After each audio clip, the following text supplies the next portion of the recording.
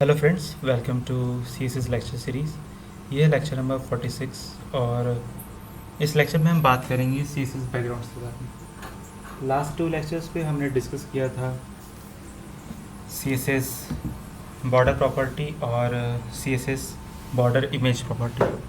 तो ये जो प्रॉपर्टीज़ हैं ये थोड़ी एडवांस है और हमें इन्हें एनहांसमेंट के लिए यूज़ करते हैं। ऐसे ही एक प्रॉपर्टी है बैकग्राउंड्स प्रॉपर्टी, और ऐसे नाम तो आपको सुना हुआ लग रहा हो क्योंकि हमने CSS में इसके बारे में काफ़ी डिस्कशन किया है कि बैकग्राउंड हम इमेज कैसे देते हैं, बैकग्राउंड हम कलर कैसे देते हैं और कैसे हम होवर करने पे उसको चेंज करते हैं।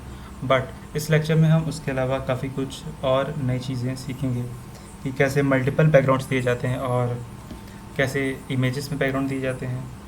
तो चलिए अब इसको स्टार्ट करते हैं। सबसे पहले मैं आपको एक एग्जांपल के थ्रू बताऊंगा कि जो CSS एडवांस टॉपिक में हम लोग जो बैकग्राउंड पढ़ रहे हैं वो एक्चुअल में है क्या। इसको इरेज करता हूँ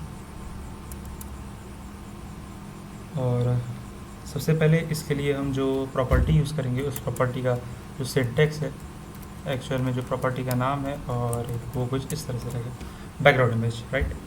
अब तक हो सकता है मैंने कहीं पे आपको बैकग्राउंड इमेज यूज़ कराया हो, बट एक्चुअल बैकग्राउंड इमेज क्या होता है वो हम इसमें अच्छी तरह से समझेंगे।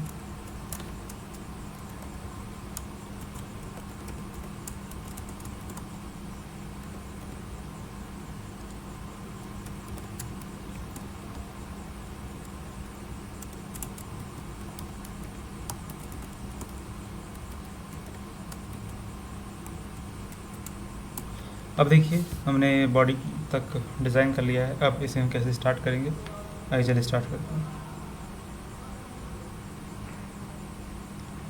तो जैसे कि अगर मैं एक मल्टीपल बैकग्राउंड्स आपको बताना चाहूँ कि मल्टीपल बैकग्राउंड्स कैसे बनता है, तो उसके लिए मुझे 2-3 इमेज डाउनलोड करनी पड़ेगी और ये मेरे पास इमेज तो ठीक है, मैं इसको स्टार्ट करता हूँ फिर। ओके, तो मैं पहले हेडिंग दे दूँ हर बार की तरह एच पर मल्टीपल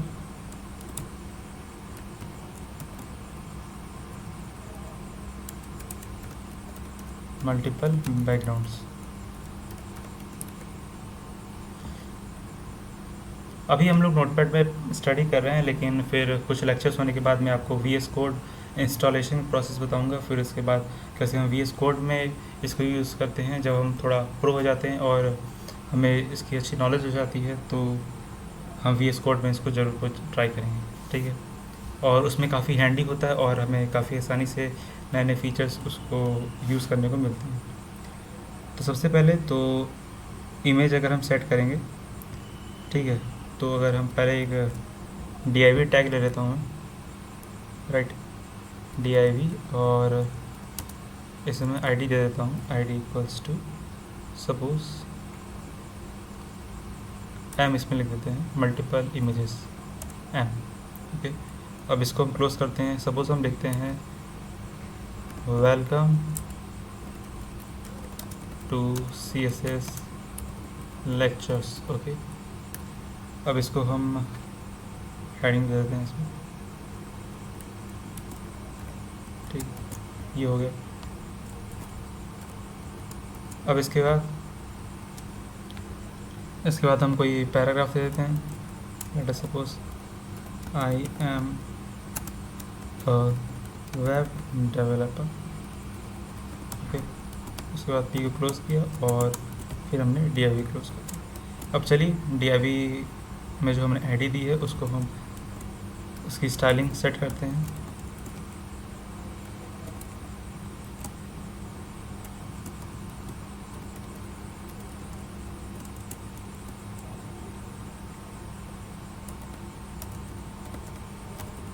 ठीक है, तो ये हो गई स्टाइलिंग। अब हम करेंगे, ठीक है। तो हमने क्या हेडिंग ली थी, क्या आईडी हमने अज्यूम किया था, हैश m, ओके।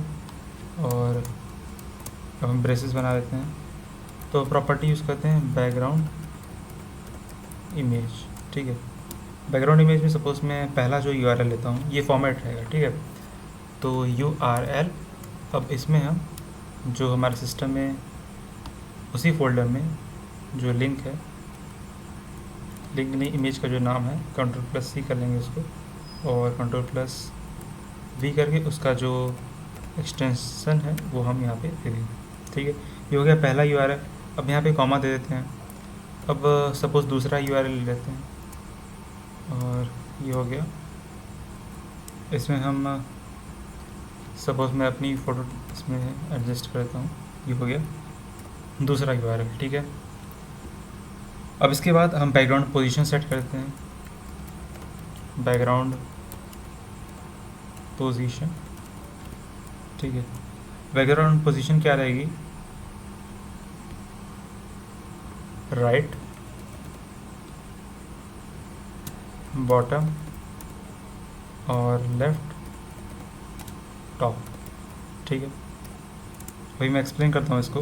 और बैकग्राउंड क्या करते हैं, ये जो रिपीट होता है इसको आपको स्टॉप करना होता है, नहीं तो क्या होता है जैसे कि अगर इमेज बॉक्स के साइज़ की नहीं निकली तो क्या होती है, वो रिपीट कर जाती है।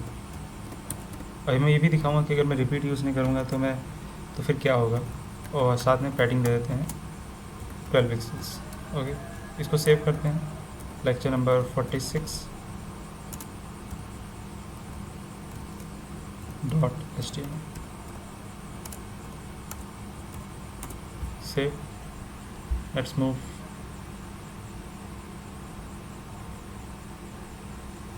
तो ये है इमेज, राइट। यहाँ पे आप देख रहे हैं बैकग्राउंड रिपीट हो रहा है, देखिए ज़रूर कुछ गलती हुई है। फिर देखिए मैंने आपको बताया था कि मैं करके बताऊंगा कि बैकग्राउंड रिपीट अगर हम नहीं लगाते हैं तो कैसे इमेज रिपीट होगी। ठीक है, तो गलती मुझसे हो ही गई यहाँ पे, स्पेलिंग गलती है। इसको मैं सेव करता हूँ और इसको मैं रन करके दिखाता हूँ। फिर से कुछ प्रॉब्लम नहीं, बैकग्राउंड रिपीट, सॉरी यहाँ पे मुझे नो रिपीट लिखना था, अगेन वन मेजर मिस्टेक। ठीक है, नो रिपीट, रिपीट नहीं, नो रिपीट। अब देखिए क्या हुआ, तो ये जो फॉन्ट्स लिखा मैंने, I am a web developer, और ये लिखा मैंने वेलकम टू CC लेक्चर्स। तो ये क्या हो गया, जो पहली वाली इमेज थी उसको मैंने बोला कि ये जो पहली इमेज थी उसको मैंने बोला कि आप राइट में चले जाओ और बॉटम में, और जो दूसरी इमेज थी उसको मैंने बोला आप लेफ़्ट टॉप में चले जाओ। एक और चीज़ क्या कर सकते हैं हम लोग, सपोज़ मैं इसमें कोई कंटेंट लिख देता हूँ। ठीक है,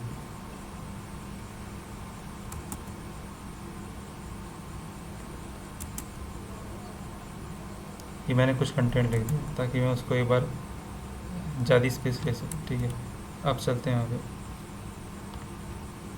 तो देखिए कंटेंट हमारा बड़ा हुआ, लेकिन इसमें ये राइट पे गया और ये टॉप बॉटम जो हमने असाइन किया था यहाँ पे, राइट बॉटम और ये लेफ़्ट टॉप, तो ये बैकग्राउंड पोजीशन थी।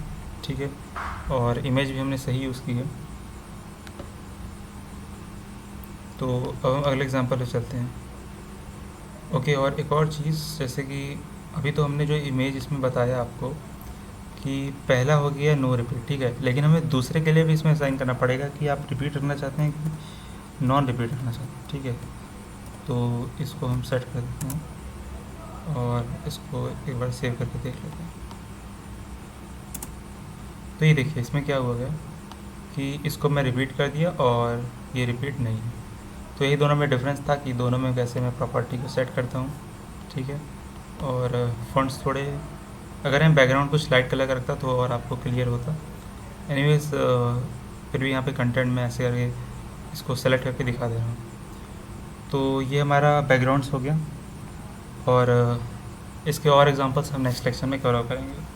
So that's all about this video, thank you so much, hope you like it.